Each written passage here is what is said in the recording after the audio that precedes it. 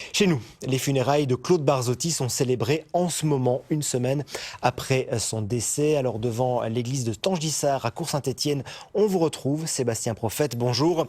Plusieurs personnalités, Sébastien, ont fait le déplacement pour rendre un dernier hommage au chanteur.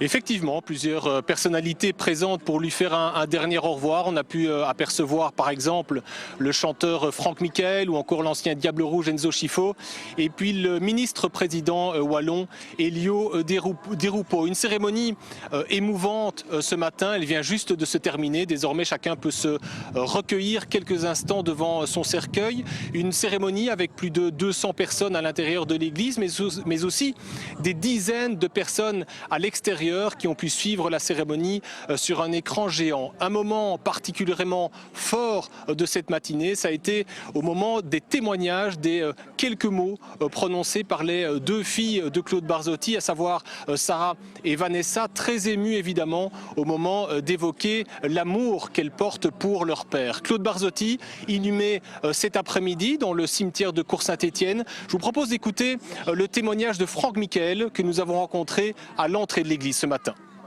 Mon état d'esprit est qu'il y a une petite tristesse quand même, et depuis quelques jours, depuis qu'on le sait, parce que Claude était un grand ami à moi.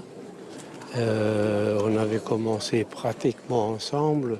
Moi j'avais commencé un peu avant, et puis il est arrivé avec madame, où il a tout cassé. Et puis le Rital où la carte tournée partout, mais on a fait des tas de tournées ensemble. Merci beaucoup Sébastien Prophète en direct de Court-Saint-Étienne.